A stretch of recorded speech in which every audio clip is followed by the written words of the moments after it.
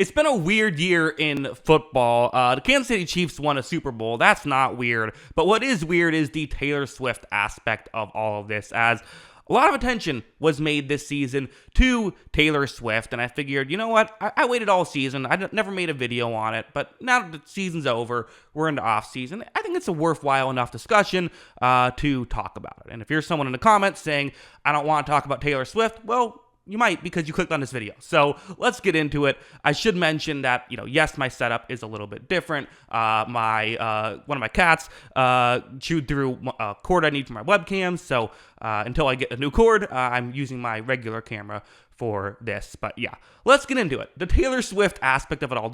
Why is there discourse involving Taylor Swift in the NFL? How did this happen? How is this something that seemingly everyone has an opinion on? For the longest time, I personally didn't care, but it's almost a story at this point you can't avoid if you work in football. So, okay, what are the takes that are out there? To me, there are kind of four main takes, some rational, some not so much, in my opinion.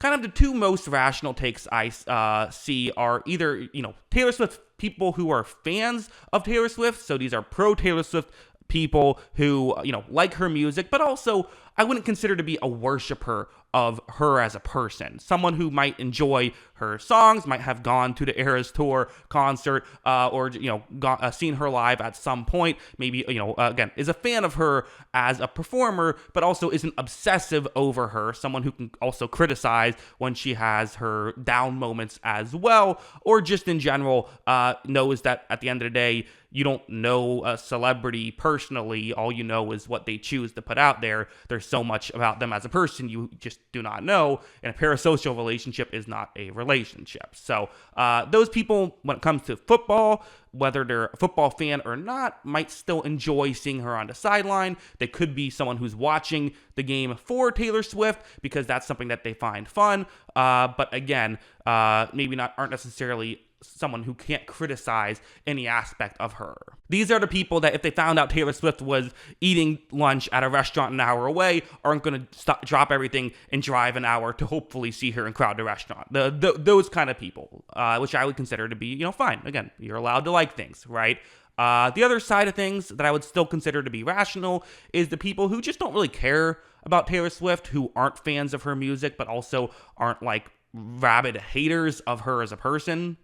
This would still be in the anti-Taylor Swift crowd, in my opinion. People that don't want to see her on the sideline, but it's just simply because they don't want to see her on the sideline. They would rather use that airtime to see something else. And even myself personally, well, I would say I'm a fan of Taylor Swift's music. I like a decent amount of her music. I'm not, I haven't listened to like all of her albums or anything like that, but what I've listened to, I've enjoyed. For me personally, right when the Chiefs won the Super Bowl, the fact that they initially cut over to Taylor Swift did rub me the wrong way a little bit. I mean, this is something people have worked their entire lives to try to get to this moment, to, instead of showing them, show someone who is just a loved one of, someone who's on the team. Like, I would have rather seen Travis Kelce than seen Taylor Swift there. That's just how I viewed it. But other than that, nothing else really bothered me. But again, if it, it's not something you love, but also you're not like mad at her, you recognize that, hey, like, it's not her that's, pointing the camera in her own face,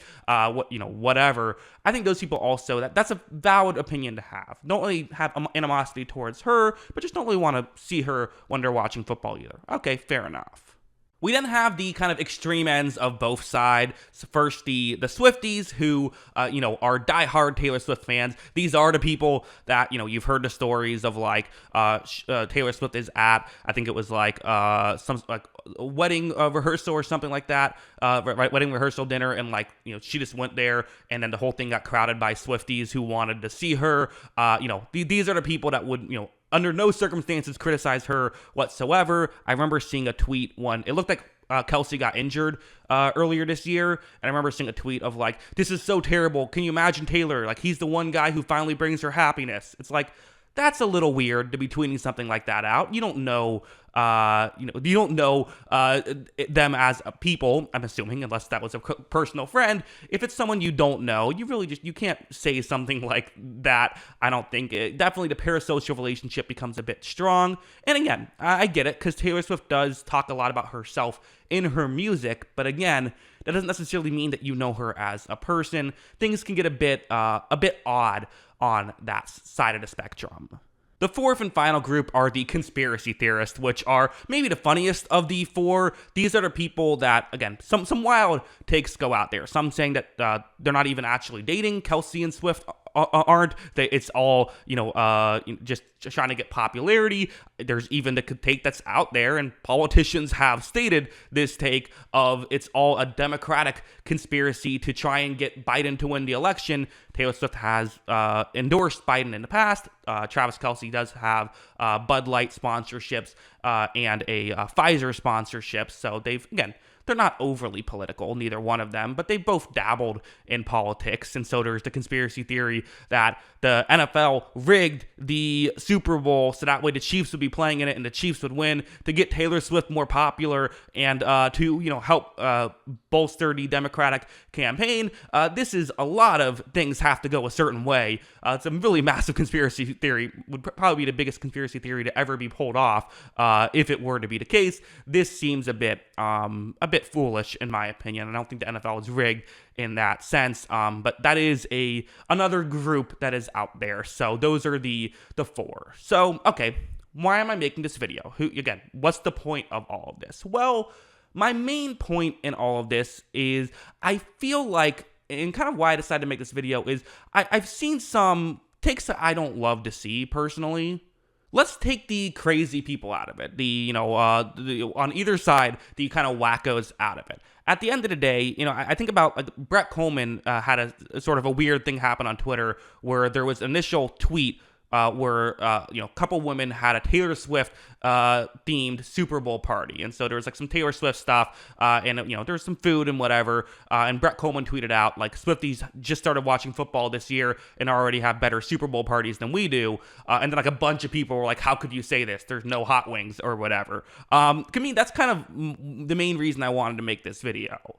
Because the way I see it, there's few things I dislike more than like gatekeeping and things like that, of like how dare you enjoy something a different way than how I enjoy it. At the end of the day, if you're just getting into football and you like Taylor Swift and think it's kind of fun that she goes there to cheer on her boyfriend, and then because of that you're now getting into sports and now are like actually a football fan and like are getting into it, like I think that's awesome. I mean, of course I think it's awesome. It's more viewers for my channel, so that helps. But just in general, like, I don't know, the way I see it, I have hobbies, I have things I like. I want more people to like the things I like, because then I have more people to talk about those things that I like. Like, that's just kind of a net win for everybody, the way I see it.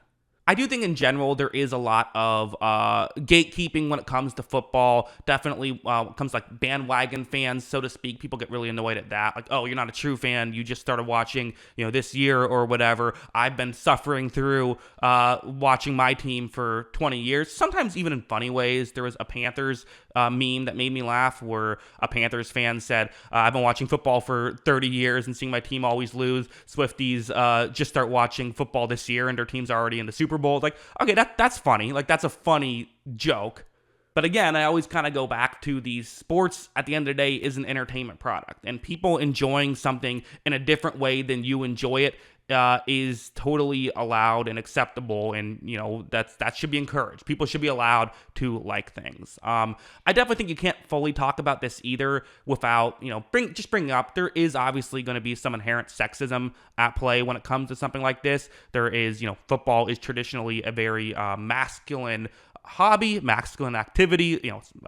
Men are the ones playing it, so it makes sense. It's going to attract a lot of men to watch it. And so when now a crowd of women start watching it and maybe are doing it in a different way than people are used to, well, it's going to, I think, be a little bit surprising. And, again, that's fine to feel those feelings. It's important to not traditional, just say, oh, this isn't okay because it's not what I'm used to. Again, I'm certainly not saying that everyone that dislikes Taylor Swift or her music is sexist, just that absolutely I have seen comments that I look at and say, that just feels sexist to me. So that's something to always make sure that you're not, I know my channel's mostly men, so it's always a good thing to, to the men out there, make sure we're not doing that, make sure we're still creating welcome environments for, anyone who wants to start, enjoying a hobby the way we enjoy it. At the end of the day, which camp am I in personally? I'm probably in the camp of people who don't really care about her that much. Like I said, I do kind of like her music, but I'm not a big music guy in general, so I'm not crazy about it. At the end of the day, for me personally, I just kind of feel like she's a big celebrity, and I don't know, some of the reactions she had on the sideline were really funny, right? Like the 50-yard completion to McCole Hardman and her mouth just dropped. That adds to the entertainment. It adds to the emotions of the game. We watch the game for emotion and for passion, and she has passion, so that can add to it. I have no issue with that. Like I said, the one cut I didn't really love, but as a whole, if she never went to a game again, I'd be fine. If she went to every game here on out, I don't really care either. My only real beef that I have, what I see is when I see people saying making fun of new fans to the game, and that just rubbed me the wrong way. So yeah, that's kind of the main reason I wanted to make this video. But yeah, those are my thoughts on all of this. I'm sure you will have thoughts in the comments below, so let me know them. Always love hearing from you. And of course, as always, thanks for watching.